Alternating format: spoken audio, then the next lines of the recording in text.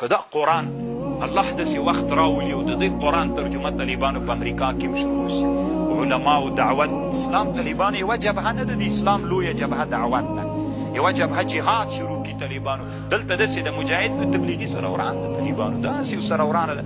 زه په رب قسم کوم طالبانو دغه کوم تبلیغ چې د هند د دیوبند علماو شروع کړی بې مبالغې او دومره لویه ګټې په اسلامي امت کې کړي طالبانو چې تاسو ته معلومات وکړي. یعنې طالبانو څومره وخت مخکې په جامعه په هغه کې څه ورته وایي په افریقا کې جنوبي افریقا کې د شپې څه علما راغلل داسې مدرسې. دا طالبانو یوه لویه مدرسه ده جامعه دارالعلوم زکریاو په افریقا کې جنوبي افریقا، دا ټول وطن کفر ده.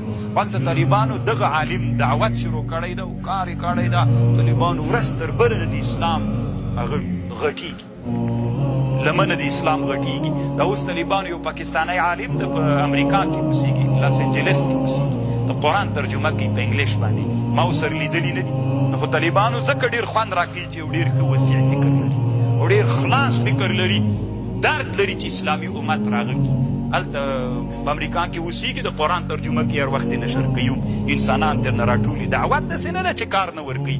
هر عالم د طالبانو دعوت شروع کړي، خامخا 100 نفره ملګري پیدا کېږي چې هر یو عالم 1000 نفره علما دي چې هر یو 100 نفره پیدا کړي، دنیا ټوله چاته راغله اسلام ته. ته غلی ناست یې چې تنخوا وکوې چې تنخوا نه ونې کوي.